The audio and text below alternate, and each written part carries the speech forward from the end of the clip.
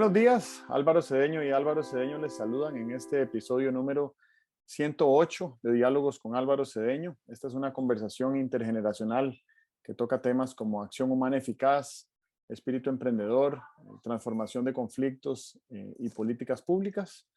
Hoy para conversar sobre el artículo publicado esta semana en la página web alvarocedeno.com titulado ¿Cómo ve el presidente su función? Y bueno, hay un montón de cosas que no sabemos sobre el presidente. No me refiero a la persona, me refiero a la función, ¿verdad? Hay algunos elementos que están en la Constitución, por supuesto, lo grueso está ahí, pero no todas las personas lo conocemos. Entonces, no sabemos en realidad qué es lo que tiene que hacer el presidente, cómo ve el desempeño de su cargo y qué significa un buen ejercicio de la presidencia. Tampoco eso sabemos. Entonces, pues sí podemos suponer entre todos que hay algunas funciones de planificación, de ejecución, de control, muchas tomas de decisión, visualizar el impacto de esas decisiones en el futuro, asumir la responsabilidad legal, política, administrativa de ellas en un ámbito donde se requiere alta eficacia con bajísimo margen de error. Y además con buen olfato y acierto políticos. Y eso pues es difícil de medir, difícil de cultivar, ¿verdad?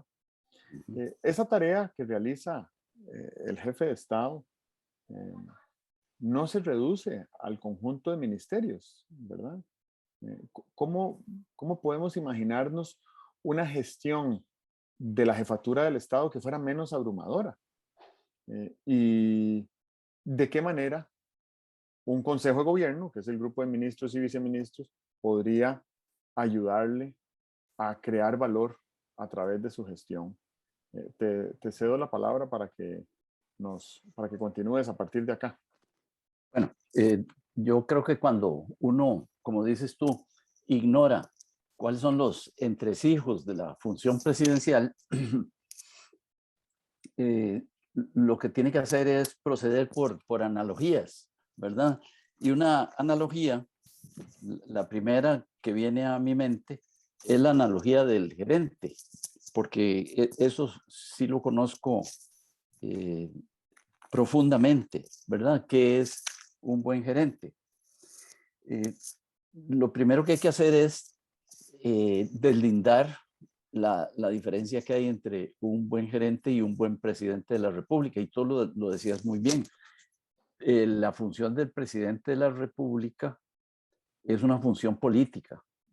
Para definirla, quiere decir que sus decisiones, sus indecisiones, afectan a gran cantidad de personas, ¿verdad? Algunas a todo el país. Entonces, el sentido político de las decisiones que tiene que tomar el presidente lo hace mucho más complejo que las cosas que tiene que hacer un gerente, ¿verdad? Un gerente, según el libro de texto, lo que tiene que hacer es hacer máximas las utilidades. Y si ya es muy refinado, ¿verdad? Hacer máximas las utilidades sostenibles. Hasta hace, no sé, 20, 10 años, se decía, el gerente lo que tiene que hacer es máximas las utilidades, punto. Luego cambiamos y dijimos, no, es hacer las máximas, las utilidades sostenibles, o sea, no solo para este año, sino para el futuro. Todavía muchas empresas funcionan según el viejo paradigma. Lo que me importa es este año, ¿verdad? Pero en el caso de la presidencia de la República, pues no es tan simple el parámetro, no es hacer máximas las utilidades, sino que hay que intentar optimizar una serie de dimensiones, ¿verdad? Si queremos una buena situación económica, una buena ocupación, un buen desarrollo de la mano de obra, un buen desarrollo de las personas, un buen desarrollo de la cultura nacional y tal. Entonces, eso hace que las metas sean múltiples, complejas, ¿verdad? Cuando hablamos del sentido político de la función del presidente, que ni cerca quiero estar de hablar de que hay que tener fisga política, como dicen algunos, ¿verdad? ¿Ah? Hay que tener fisga política para hacer una trampa, pero para gobernar hay que tener sensibilidad política, no es lo mismo, ¿verdad? Ok, entonces, a veces, a veces se dice, bueno, es que tal presidente no tiene experiencia política. Bueno, a mí no me importa que tenga o no tenga experiencia política. ¿Por qué, qué acepto como sustituto de la experiencia política?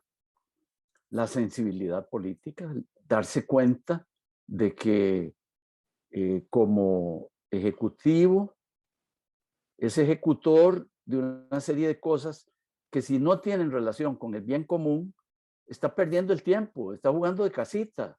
El presidente se puede pasar jugando de casita, simplemente ignorando que lo que está haciendo tiene relación con el bien común, ¿verdad? La segunda cosa es que yo creo que las entidades de acción, no creo, sé que las entidades de acción, hay acciones que les resultan funcionales.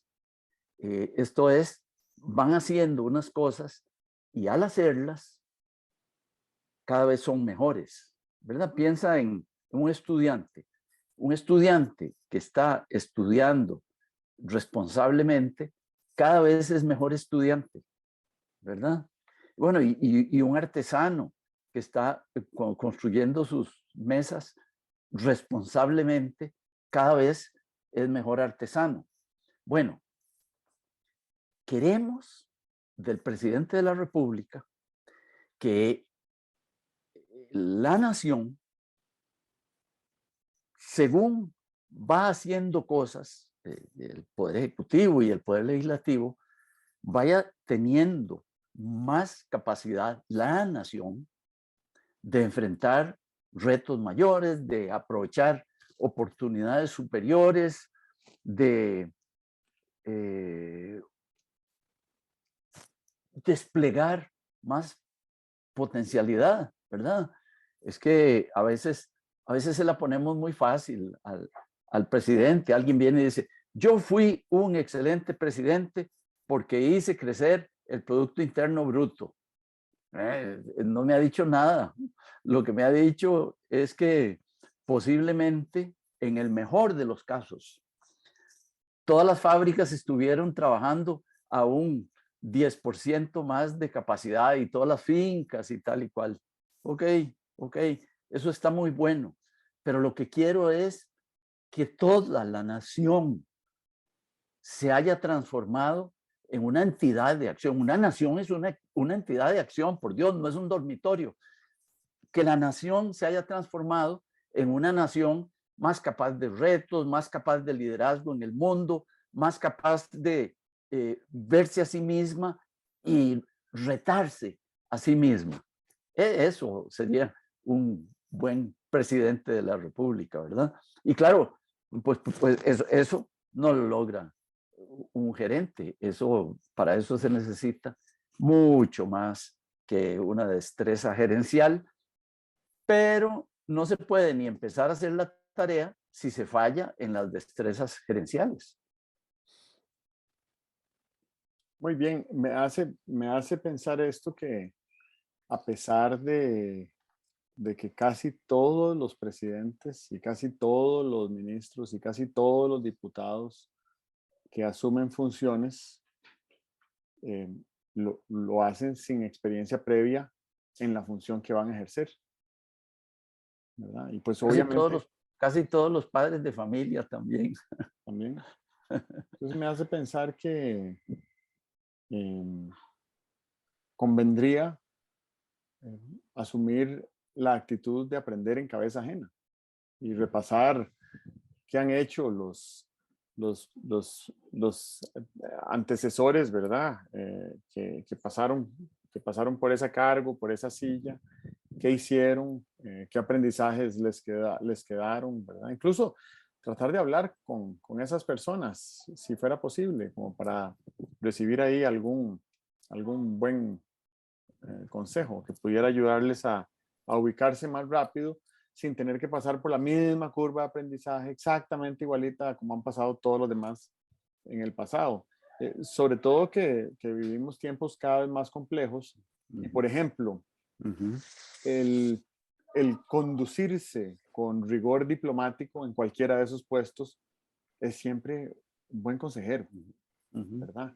¿Y quién nos enseña eso? Bueno, podría ser que lo aprendiéramos a punta de errores, pero hay errores que son demasiado graves, ¿verdad? Cuyo castigo es la remoción del cargo. Entonces, ¿cómo hacemos para minimizar la cantidad y el tamaño de los errores que se vayan a cometer en materia de diplomacia, por ejemplo? Eso a manera de ilustración. Y pues un presidente de la República no puede esperarse 4 años ni dos a tener la experiencia acumulada de 2 o 4 años en el ejercicio del cargo para poder desempeñar con eficacia, ¿verdad? Eh, Me parece también que esto que dices de la sensibilidad política y que debería de buscar el bien común es muy interesante. Eh, y creo que siento como que en eso que dijiste yo veo un entronque en una estructura como de matriz, porque yo me imagino otro elemento que converge con ese que decías de sensibilidad para el bien común, con el negocio de la gestión política que asume el presidente a partir del 8 de mayo, que es la de procrear capital político. Porque el capital político con el que entra el 8 de mayo se le va a acabar, ¿verdad? Antes le daban holgura de 100 días antes de empezar a drenarle su capital, pero ahora no. Y cuando el mandato no es robusto, como es el caso actual, y me parece que es el caso de hace 4 años, que no es un mandato muy sólido, ¿verdad? De una nación volcada a favor de uno de los candidatos, sino que fue una monedita al aire, ¿verdad? Entonces, ese capital político es, es magro, ¿verdad? Se agotará pronto. ¿De qué manera se puede invertir ese capital político para que empiece a generar más capital político a futuro? Que sea un capital político, vamos a ver, no puede ser capital político si es falso, entonces tiene que ser algo legítimo, tiene que ser algo robusto, tangible, auténtico, tiene que ser sostenible, ¿verdad? Que uno tenga, haga una gestión de impacto, que ese impacto genere un capital político y que ese capital político claro. se sostenga sin tener que estarlo Ujú, ujú, vigilando todo el día. ujú. Y además que sea un capital político que pudiera crecer, ojalá de manera autónoma en el futuro. Entonces yo me imagino que, que una manera de estructurar esa matriz, ¿verdad? Viste los dos ejes, por un lado capital político y por otro lado sensibilidad política, eh, podría crearse una matriz donde por un lado tenemos una idea de cuáles son actividades que generan mucho o poco capital político y cuáles son actividades que Claro, claro. demandan Ujú. mucha o poca sensibilidad política y ahí nos vamos acomodando en prioridades de la gestión política. Claro, claro. Y eso me parece que podría ser una matriz interesante para divulgarla y compartirla, porque el trabajo, digamos, el negocio de procreación del capital político no es responsabilidad exclusiva del presidente. Me parece que eso también es parte de las 3 prioridades fundamentales de cada uno de sus ministros y viceministros, eh, pero también creo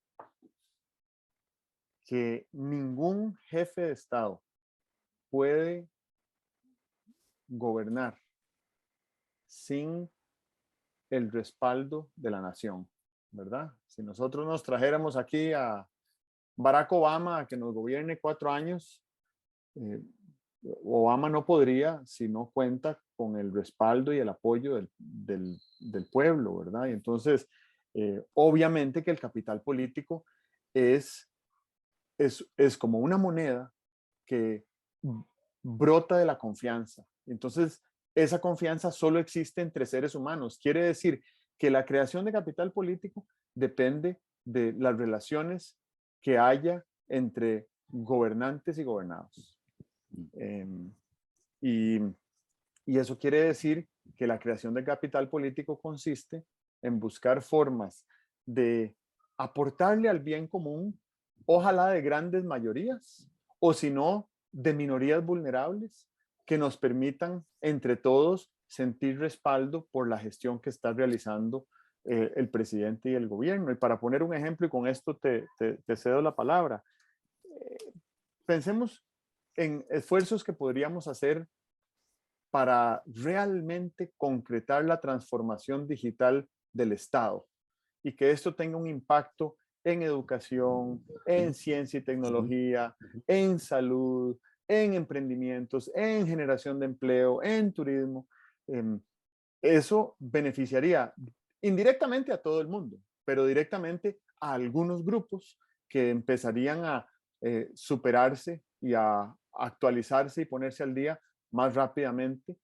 Yo creo que eso es algo que apreciaría una inmensa mayoría de la población, lo cual quiere decir que generaría un capital político y una voluntad y una confianza que podrían ser perdurables en el tiempo del gobierno que entrante, ¿verdad? Muy bien. Estabas hablando y a mí me resonaban unas luces por ahí de cómo ayudar a un presidente a mejorar la sensibilidad política. Y yo inmediatamente pensaba que decías tú que se podrían estudiar algunos eventos políticos, ¿verdad? Para que el presidente tuviera sensibilidad sobre eso, ¿verdad? Me parece que así es como entrenan a los oficiales en West Point, ¿verdad?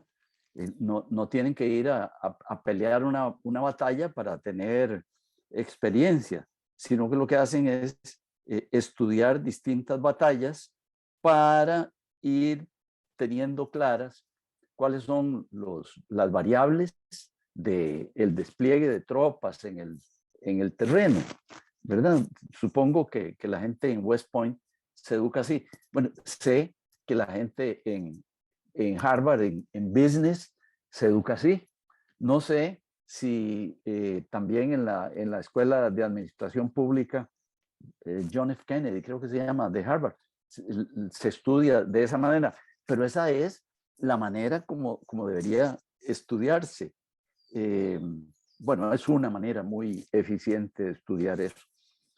Entonces estaba pensando, no desde luego para esta administración, pero sí lo deberíamos tener pensado para administraciones futuras.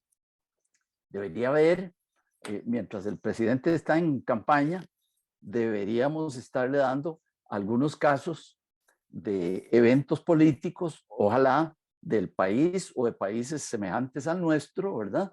Donde él pudiera ir, él o ella, detectando las variables significativas en materia política. O sea, deberíamos ir haciendo una selección de casos fallidos o exitosos de acciones políticas en Costa Rica. Sería bien interesante. Me acuerdo que una vez me dio a mí la taranta por averiguar con gente que supiera bastante cuáles habían sido los mejores gobiernos contemporáneos del país.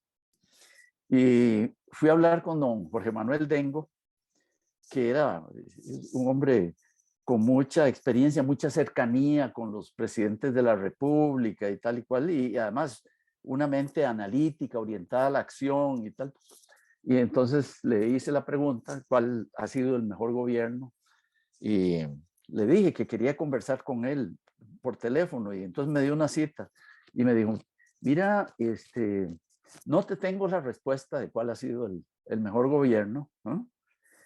Sí te puedo decir con toda claridad de los gobiernos que hemos visto cuál ha sido el peor. Y bueno, dije, esto me resulta útil. Y me dijo cuál había sido el peor gobierno de los gobiernos contemporáneos. Yo no, este no es el lugar para decirlo. Pero entonces, fíjate que seguramente el análisis que hizo fue con un determinado marco conceptual, ver cuáles fueron los buenos y malos resultados de distintos gobiernos. De ahí pasar a ver cuáles fueron los eventos faustos e infaustos de cada gobierno. Es interesante, es fácil y es muy útil para quien llegue a ser presidente de la República, ¿verdad? Una vez escuché a un consultor hablar, hacerle una exposición a varios miembros de un gabinete nuevo en años recientes, y el consultor les decía que los 6 gobiernos anteriores habían hecho 4 o 5 cosas a lo largo de sus 4 años, y que esas 4 o 5 cosas eran de valor, habían enriquecido a la nación, nos habían ayudado a progresar, una serie de atributos virtuosos respecto a esas 4 o 5 cosas. Pero entender que son solo 4 o 5 requiere un acto de humildad, ¿verdad? Y decir, wow, con todo el esfuerzo, el despliegue energético de talento, de tiempo, de recursos, de gestión política que se hace para avanzar la causa costarricense a lo largo de 4 años, solo podemos dar 4 o 5 pasos, ¿verdad? Y entonces siempre eso se me quedó y me hace pensar, siempre me hace pensar ¿qué se requeriría para, en vez de dar 4 o 5 en 4 años, se pudieran dar 40 o 50, ¿verdad? Eh, y entonces he empezado a pensar en intervenciones que tengan efectos transversales en, en el Estado costarricense, ¿verdad? Por ejemplo, la posibilidad de embarcarnos en una expedición eh, de más de 4 años y probablemente de más de 8, por convertirnos en uno de los 20 países más competitivos del mundo, requeriría mejoras significativas, probablemente incluso a través de leyes, en unos 80 indicadores que ayudan a medir competitividad según índices y estándares internacionales, ¿verdad? Y ahora que estamos, que ahora que somos miembros plenos de la Organización para la Cooperación y el Desarrollo Económico, la OCDE, entonces uno piensa que tal vez estamos en ese camino, pero deberíamos intencionarlo y deberíamos de manifestarlo y decir, bueno, vamos a ver por dónde andamos. ¿Cómo está nuestro diagnóstico? Aquí dice que somos el número 67 del mundo. Bueno, ¿y qué tomaría para llegar al 50? ¿Cuáles serían esas, digamos, las cosechas más maduras para recoger frutos en el camino hacia el puesto 50? Y estoy seguro que en los próximos 4 años podríamos pasar del 67 al 50, ¿verdad? Y entonces ahí quien venga después de estos 4 años va a traer detrás de sí 4 años de experiencia de mejoras intencionales en múltiples indicadores para que después podamos formularnos la pregunta, ¿y cómo entramos a los mejores 40? ¿Verdad? O incluso ir más allá, si es que hemos logrado ir más allá.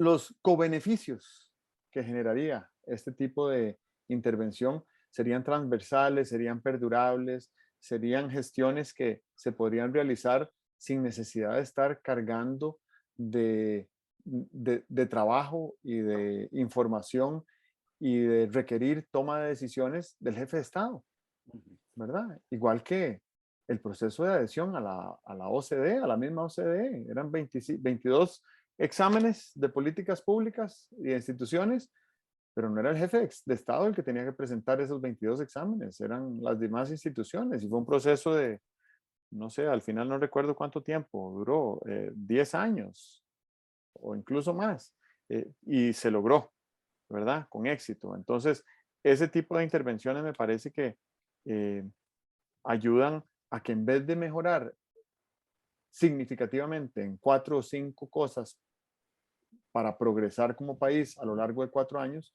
podamos progresar en 15 o 20, ¿verdad? Ese tema de reducir como el número de empeños, a mí me parece que es muy saludable. Yo siento que una de las reglas de la acción humana es enfocarse. Y para enfocarse hay que elegir en qué enfocarse. No te puedes enfocar en 50 cosas. Hay que priorizar, ¿verdad?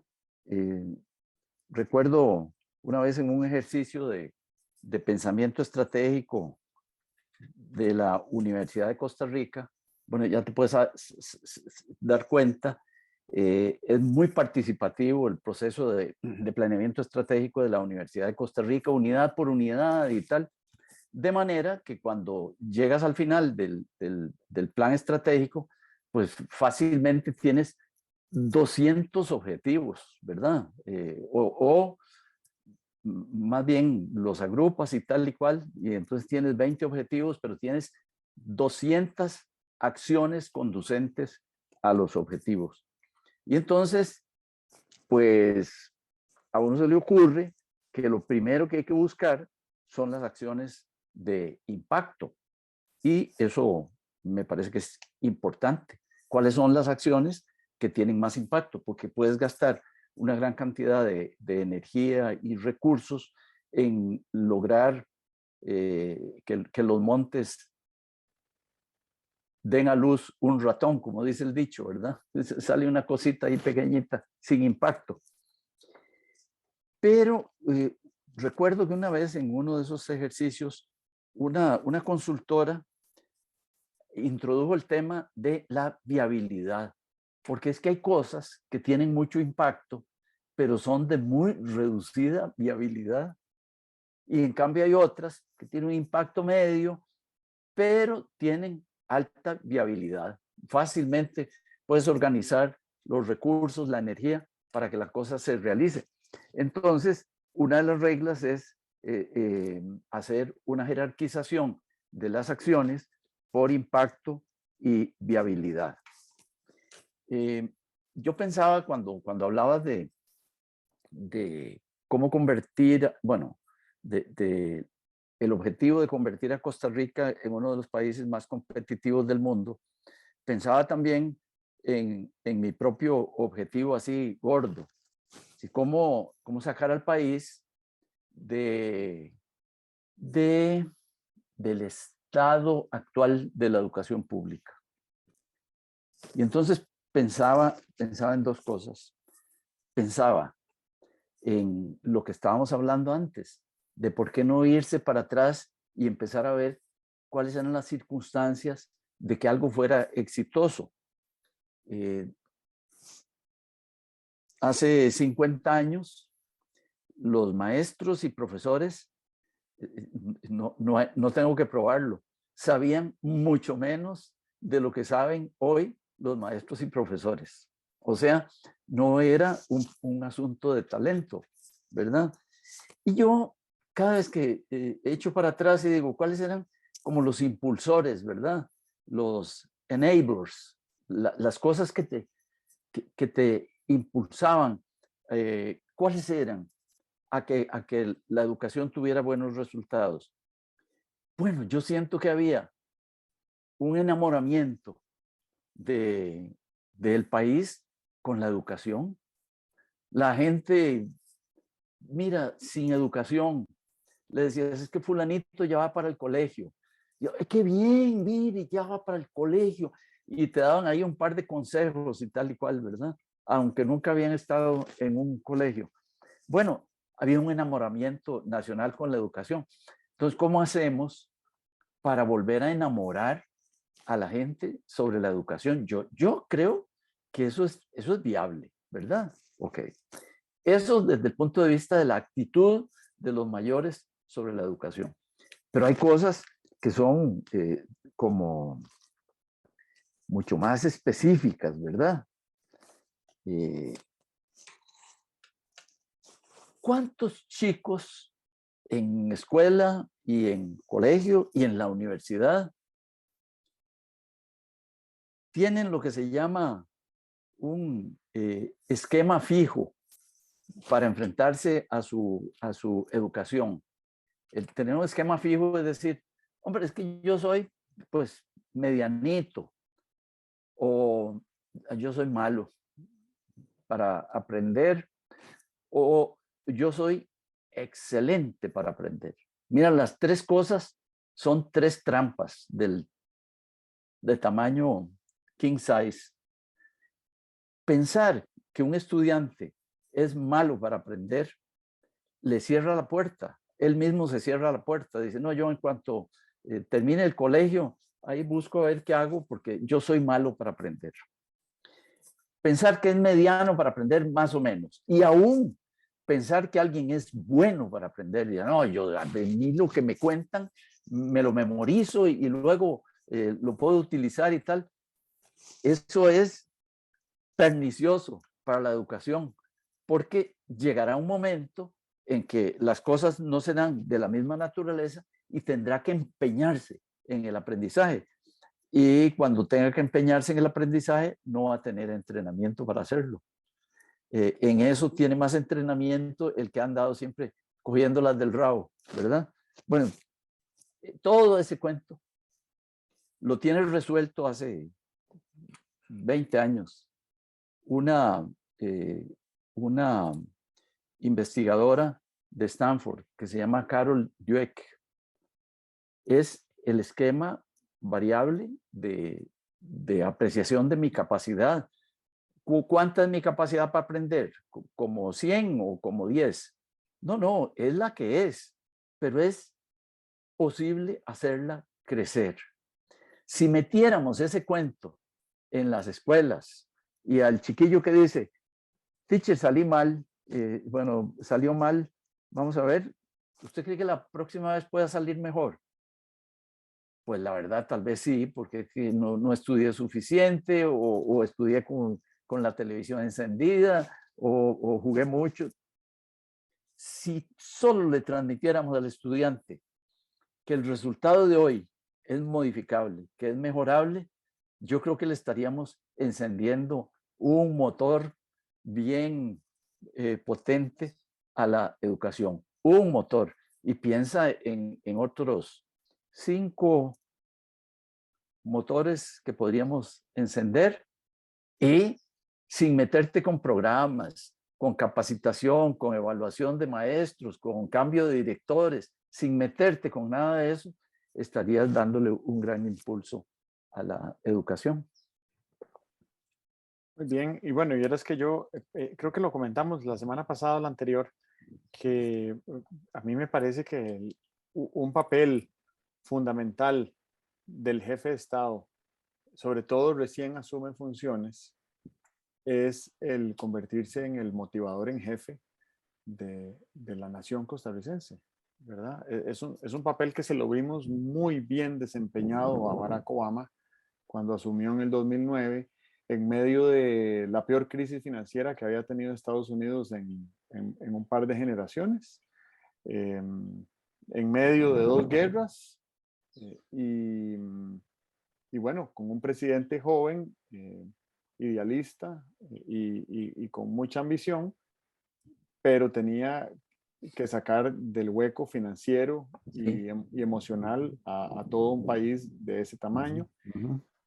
Y, y bueno, es muy curioso porque él estaba tan preparado para ese cargo de motivador que a raíz de lo motivante que fueron sus 2 años de campaña electoral, incluso fuera de los Estados Unidos, le mereció el Premio Nobel de la Paz, que pues un poco de manera yo diría injusta, se lo dieron el Premio Nobel, bueno, lo anunciaron el mismo año que asumió Sí. funciones, ¿verdad? Entonces hubo una gran confusión hasta la fecha y de hecho creo que eso hizo que se perdiera mucho del brillo de esa designación. Eh, la gente dijo, ¿cómo puede ser que le den un premio Nobel de la Paz a un Claro. presidente que lleva 9 meses en el poder? Pero no se lo dieron por ser presidente, se lo dieron por la candidatura tan motivante que hizo a Ajá. nivel internacional. Y Ujú. eso fue, bueno, un error de tacto o de comunicación, no sé cuáles, ¿verdad? Pero obviamente él primero tenía que ser presidente y después dedicarse a lo del premio Nobel más adelante. Em, pero todos los 4 años de su primera administración, él se encargó de motivar a su gente para salir adelante y lo logró con creces, ¿verdad? Al punto tal de que fue reelecto cómodamente y él sabía desde meses antes de la reelección que consistentemente en las encuestas, a pesar de que la situación económica todavía no estaba completamente recuperada, la gente confiaba en él. Ujú. Y entonces esa función de motivador en jefe, siento que es importante. Eh, no a todo el mundo le gusta, no a todo el mundo le va a resultar fácil, Sí. ¿verdad?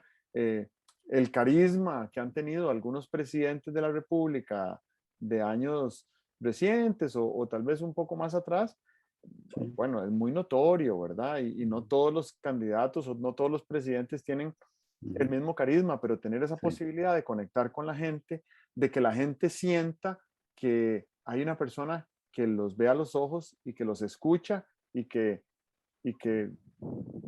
empatiza con ellos, que es capaz de irse de ese lugar y contar la historia de esa persona. Esa destreza de empatía, yo creo que en las miles de interacciones que va a tener el jefe de Estado con ciudadanos, podría ejercitarlo y convertirse en una persona altamente carismática sin perder su autenticidad, ¿verdad? Y sin que sea algo incómodo. Recuerdo una anécdota y con esto bueno, con esto creo que termino. En una administración había que preparar un discurso para el presidente de la República que iba a hacer una entrega de instrumentos musicales en una escuela pública. Y entonces la persona que estaba a cargo de escribir el discurso del presidente, cuando le llegaron a pedir el discurso, dijo, no lo he podido hacer porque tenía que hacer otras cosas que eran más importantes.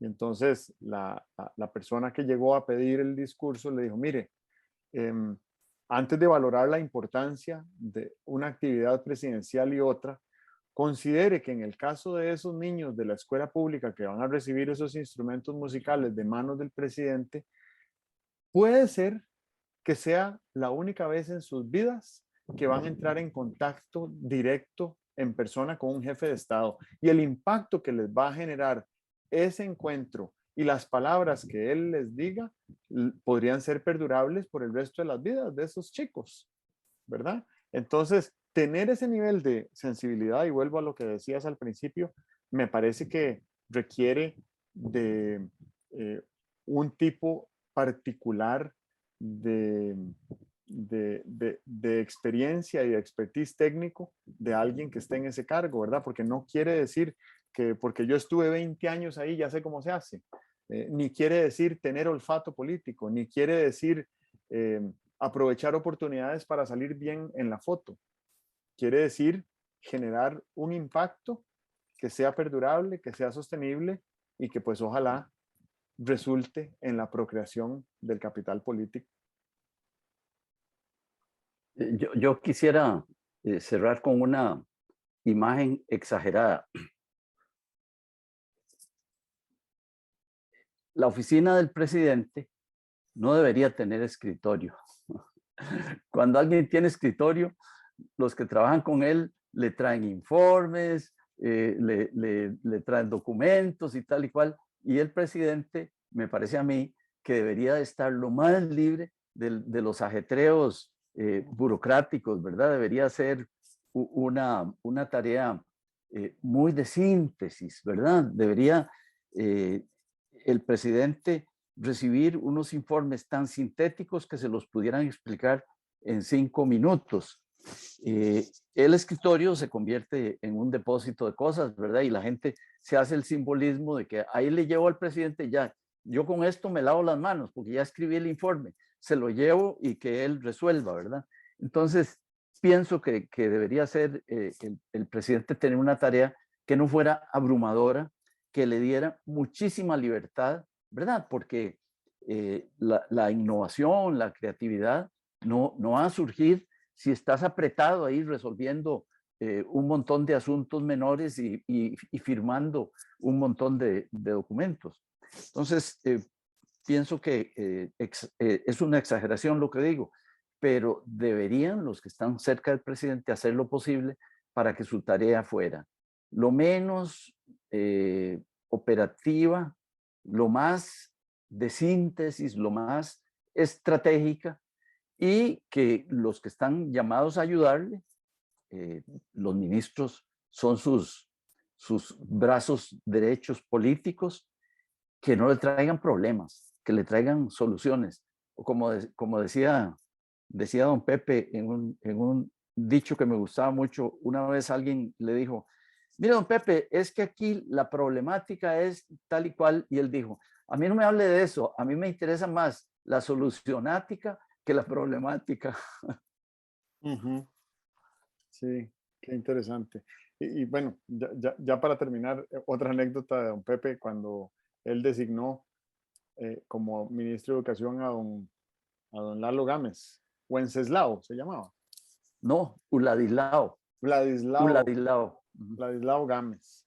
Lo designa ministro de Educación y le dice, ok, ahora lo que tenemos que hacer es llevar educación pública a todos los rincones del país. Y entonces don Lalo le dijo, ¿y eso cómo se hace? Y don Pepe le dijo, de ahí no sé, usted es el ministro de Educación. Ajá, ajá, Sí. muy bien. Uh-huh, muy Bueno, bien. ok, Bueno, chao. nos Uh-huh. vemos entonces. Ok, Feliz Pascua. bueno. Chao. Y Passover, porque el Passover empieza hoy. Ah, ok, ok. Sí. Sí, y están también 1.000 millones de musulmanes en pleno Ramadán. Ah, hombre. Uh-huh. Ujú. Ok. Muy Bueno, bien. nos vemos. Bueno, Chao. adiós.